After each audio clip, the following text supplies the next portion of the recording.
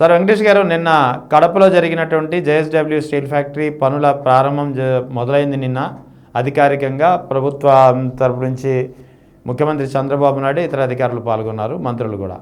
అయితే ఈ కార్యక్రమం క్రెడిట్ తీసుకునే ప్రయత్నం కూటమి ప్రభుత్వం చేసింది. అదే సమయంలో జేఎస్డబ్ల్యూ కంపెనీ అధినేత సజ్జల జిందాల్ చేసినటువంటి ఒక ట్వీట్ మొత్తం వ్యవహారాన్ని బయటపెట్టింది.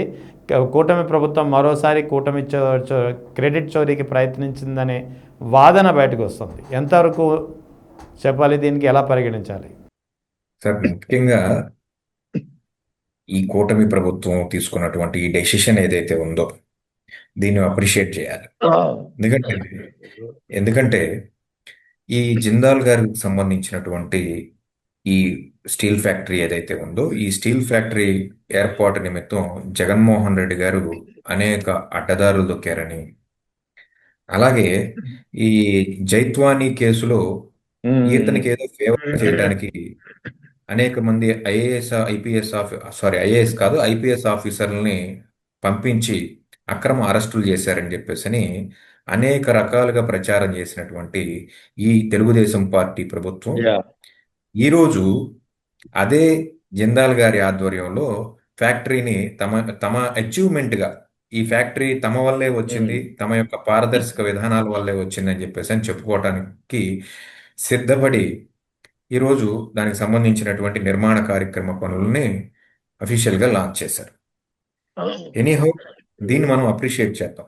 అంటే తప్పు జరిగింది అనేది వీళ్ళకి కొంత జ్ఞానోదయం అయింది అనేది మాత్రం మనం అందరం కూడా ఏకాభిప్రాయంతో ఉండాల్సినటువంటి పరిస్థితి. రాష్ట్రానికి ఒక పరిశ్రమ వస్తే అధికార ప్రతిపక్ష నాయకులందరూ కూడా సహృదయంతో స్పందించడం అనేది ఇది నాకు తెలిసి ఇది ప్రప్రథమంగా జరిగింది. ఇటు జగన్మోహన్ రెడ్డి గారు కానివ్వండి, అటు చంద్రబాబు నాయుడు గారు కానివ్వండి, మరొక పక్క తెలుగు బీజేపీ నేతలు కానివ్వండి, దీనికోసం చాలా కృషి చేశారు. ఎందుకంటే రాయలసీమ లాంటి వెనుకబడిన ప్రాంతంలో వైఎస్ రాజశేఖర రెడ్డి గారి దయ వల్ల శ్రీ సిటీ అనేటువంటిది ఒక గొప్ప కార్యక్రమాన్ని తీసుకుని ముందుకు నడిపించినటువంటి పరిస్థితి. ఆ తర్వాత అనేక రకాలైనటువంటి పరిశ్రమలు వచ్చినాయి. చంద్రబాబు నాయుడు గారి టైంలో కియా పరిశ్రమ వచ్చింది. అలాగే జగన్మోహన్ రెడ్డి గారి టైంలో మన హైడ్రో ప్రాజెక్టు, విద్యుత్ ప్రాజెక్టు వచ్చింది. ఇలాంటి ప్రాజెక్టులన్నీ కూడా వచ్చినప్పుడు అందరి రాజకీయ పార్టీ నాయకులు కూడా సంతోషించారు. ఎందుకంటే ఓవరాల్గా ఇది స్టేట్ డెవలప్మెంట్కి సంబంధించి. అయితే జగన్మోహన్ రెడ్డి గారు తీసుకున్నటువంటి ఈ నిర్ణయం ఏదైతే ఉందో అది జగన్మోహన్ రెడ్డి గారు ఒక్కళ్ళు చెప్పుకుంటే సరిపోదు. ఇది నా వల్లే వచ్చింది అని చెప్పేసి జగన్మోహన్ రెడ్డి గారు చెప్పుకుంటే సరిపోదు. దానికి అనుసంధానంగా ఏదైతే కూటమి ప్రభుత్వం ఎక్స్పెక్ట్ చేయని విధంగా ఈ జిందాల్ గారు రీట్వీట్ చేయటం ఎక్స్లో ఏదైతే ఉందో ఇది ఏవైతే అనుమతులు మీ ప్రభుత్వ హయాంలో త్వరగా జరిగినాయో దాని వల్ల మాత్రమే ఈ రోజు ఇది సాధ్యమైందని చెప్పేసి ఆయన క్రిస్టల్ క్లియర్ గా ఒక రీట్వీట్ చేయడం ఏదైతే ఉందో ఇది క్రెడిట్ చోరీ చేసుకునేటువంటి, అంటే నా వల్లే వచ్చింది అనేటువంటి ఒక పరిస్థితి నుంచి ఈరోజు నార్మల్ ప్లాట్ఫామ్ వరకు అందరికీ కూడా రీచ్ అయ్యేటువంటి ఒక పరిస్థితి. ఇది కేవలం చంద్రబాబు నాయుడు గారి యొక్క ఆధ్వర్యంలో ఉన్నటువంటి కూటమి ప్రభుత్వం వల్ల మాత్రమే రాలేదు, గతంలో ఉన్నటువంటి జగన్మోహన్ రెడ్డి గారి యొక్క కృషి కూడా ఉంది అని చెప్పేసాను. సో ఖచ్చితంగా ఇక్కడ క్రెడిట్ చోరీ చేయాలి అంటే కుదిరేటువంటి పరిస్థితి అయితే కనపడడం. వాస్తవానికి దీనికి సంబంధించి 2019లో ముఖ్యమంత్రిగా ప్రమాణ స్వీకారం చేసిన తర్వాత దీనికి సంబంధించినటువంటి కసరత్తు ప్రారంభించారు. ముందుగా ఏపీ హైగ్రేడ్ స్టీల్స్ అనే ఒక సంస్థ నెలకొల్పి దాంతో ఒప్పందం చేసుకున్నారు. ఆ తర్వాత టాటా ఎస్ఆర్ గ్రూపు, టాటా జిందాల్ గ్రూప్ తోటి ఆయన మాట్లాడి స్వయంగా వైఎస్ జగన్ కొలాబరేట్ అయ్యి జిందాల్ కంపెనీని ఒప్పించిన తర్వాత కూడా పనులు కూడా ప్రక్రియ ఫాస్ట్గా ప్రారంభమైంది. 2022 డిసెంబర్లో అనుకుంటా 1100 ఎకరాలు కూడా ఫేజ్ 1లో భాగంగా భూముల కేటాయింపు కూడా జరిగింది. జీవో నెంబర్ 87 కూడా విడుదలైంది. సో ఇంత బ్లంట్గా ఉన్నా సరే నిన్న కనుక ఒకవేళ సజ్జల జిందాల్ రీట్వీట్ చేయకుండా ఉంటే కూటమి ప్రభుత్వం ఖచ్చితంగా క్రెడిట్ చోరీ చేసి ఉండేదంటారా? డెఫినెట్ గా ట్రై చేసేది, 100% వాళ్ళ ఎఫర్ట్స్ అన్ని పెట్టి ట్రై చేసేది 100%. అందులో ఆ విషయంలో కూటమి ప్రభుత్వానికి అసలు ఎదురే లేదు. ఉమ్, ఏదైతే పని తమ వల్ల జరిగినా జరగకపోయినా తమ వల్లే జరిగింది అని చెప్పేసి అని చెప్పుకోవడంలో ప్రభుత్వం సక్సెస్ అవుతుంది. అయితే ఇక్కడ ఈ రీట్వీట్ వీళ్ళ కొంప ముంచిందని చెప్పేసి అని చెప్పాలి. యా, ఎందుకంటే అనేక రకాలుగా భ్రష్టు పట్టించారు జిందాల్ గారిని అవును, జైత్వానీ కేసులో. అవును. సో ఏ పత్రికల్లో చూసినా ఆయన పేరే, ఏ యూట్యూబ్ ఛానల్స్లో చూసినా ఆయన పేరే, ఏ మెయిన్ స్ట్రీమ్ మీడియాలో చూసినా ఆయన యొక్క వ్యక్తిగత జీవితం గురించే అనేక రకాలుగా ఆ, చర్చలు చేసినటువంటి పరిస్థితి. అల్టిమేట్గా వీటన్నిటికీ ఒక ఫుల్ స్టాప్ పెట్టి అభివృద్ధి అనేది ఎవరి వల్ల కూడా ఆగదు.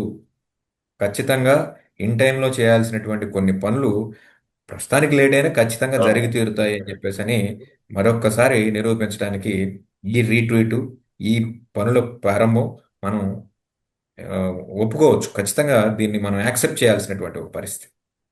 నిన్న కూడా వాస్తవానికి తెలుగుదేశం అనుకూల మీడియాలో ఆ, చంద్రబాబు నాయుడు వల్లే ఇక ఈ స్టీల్ ఫ్యాక్టరీ వచ్చిందంటూ పెద్ద ఎత్తున ఒక క్యాంపెయినింగ్ అప్పుడే స్టార్ట్ కూడా అయిపోయింది, ఈ రీట్వీట్ రానంత వరకు చూసే ఉంటారు కదా. క్యాంపెయినింగ్ ఇప్పుడు ఏ విషయంలో జరగలేదు సార్, అన్ని విషయాల్లోనూ జరుగుతుంది కదా. ఫలానా దానిలో జరగలేదని చెప్పండి. ఈ పని కేవలం మా దానిలోనే జరగలేదు, జగన్మోహన్ రెడ్డి గారి యొక్క కృషి కూడా ఉంది అని చెప్పేసి అని ఈ రోజు వరకు కూటమి ప్రభుత్వానికి సంబంధించినటువంటి అనుకూల మీడియా చెప్పినటువంటి పాపాన్ని పోలేదు కదా. ఉమ్, ఈ రాష్ట్రంలో చేసినటువంటి ఏ కార్యక్రమం అయినా సరే గత ప్రభుత్వం చేసినటువంటి వేసిన పునాదుల మీదే నిర్మితం అవుతుంది, యా, ఎక్సెప్ట్ అమరావతి డెవలప్మెంట్కి సంబంధించినటువంటి పరిస్థితి కాకుండా రిమైనింగ్ అన్ని కూడా కూటమి ప్రభుత్వం తీసుకున్నటువంటి ప్రతి నిర్ణయం జగన్మోహన్ రెడ్డి ఇచ్చిందే. ఈరోజు అనేక కార్యక్రమాలు జగన్మోహన్ రెడ్డి స్టార్ట్ చేసి సక్సెస్ఫుల్గా ఇంప్లిమెంట్ చేసినటువంటి కార్యక్రమాలు ఈరోజు వీళ్ళకి అటు సంపద సృష్టి జరగకపోగా ప్రతి మంగళవారం అప్పులు తీసుకొచ్చి మరి సంక్షేమ యా, కార్యక్రమాలు చేయాల్సినటువంటి ఒక పరిస్థితి ఈ రాష్ట్రానికి ఏర్పడింది. ఉమ్, ఒక ట్రూ లీడర్ ఒక మాట ఇస్తే తప్పడు అనేటువంటి ఒక లీడర్షిప్ నుంచి ఖచ్చితంగా ఈరోజు మనకి డబ్బులు పడతాయా, ఈ పథకానికి డబ్బులు వస్తాయా అనేటువంటి ఒక పరిస్థితికి ఈ రాష్ట్ర ప్రభుత్వాన్ని దిగజార్చారనే చెప్పాలి. జగన్మోహన్ రెడ్డి గారు ఎప్పుడూ కూడా ఆయన ప్రభుత్వంలో ఒక క్యాలెండర్ ఇచ్చేవారు. అవును. ఆ క్యాలెండర్ ఇచ్చి అందులో డేట్లు మెన్షన్ చేస్తూ పథకాలు ఎప్పుడు పడతాయి అని చెప్పేసి అని ఆయన ఒక క్యాలెండర్ ఇచ్చి ఆ క్యాలెండర్ ప్రకారం డబ్బులు ఇచ్చేవారు. 2 సంవత్సరాలన్నర దగ్గర దగ్గరగా సగం పరిపాలన కంప్లీట్ చేయడానికి సిద్ధంగా అయిపోయినటువంటి పరిస్థితి ప్రభుత్వం. ఈ రోజు అవును. వరకు ఒక క్యాలెండర్ ఇచ్చినటువంటి పరిస్థితి లేదు. ప్రతి జనవరిలోనూ ఒక డిఎస్సి ఉంటుంది, ప్రభుత్వానికి సంబంధించినటువంటి ఉద్యోగాలన్నిటికి కూడా నోటిఫికేషన్ ఉంటుంది అని చెప్పేసి అని నిరుద్యోగులను మోసం చేశారు. మీ అందరికీ ఉద్యోగం వచ్చే వరకు కూడా నిరుద్యోగ భృతి అన్నారు. ఇలా చెప్పుకుంటా ఉంటే కూటమి ఫెయిల్యూర్స్ చాలా ఉన్నాయి. ఈ కూటమి ప్రభుత్వానికి సంబంధించి, కూటమి ప్రభుత్వం అంటే ఇది ఇవాళ ఈ స్టీల్ ఫ్యాక్టరీ విషయంలో సజ్జల జిందాల్ రీట్వీట్ చేయకపోయి ఉంటే ఇది కూడా క్రెడిట్ చోరీ అయి ఉండేది. గతంలో కూడా పోర్టుల విషయంలో కూడా ఇదే పని చేశారు. ఆ తర్వాత గూగుల్ డేటా సెంటర్ విశాఖపట్నం విషయంలో కూడా ఇదే జరిగింది. సో ఓవరాల్గా ఈ పరిణామాలని చూస్తే ఏమనుకోవాలి, ఎలా దీన్ని పరిగణించాలి? ఇది ఒక లీడర్ ఉన్నా లేకున్నా అతని వేసినటువంటి ఆ సీడ్స్ ఏవైతే ఉన్నాయో ఖచ్చితంగా మొక్కలై వృక్షాలు అవుతాయి అని చెప్పేసి అని మనం ఈరోజు చూస్తున్నాం.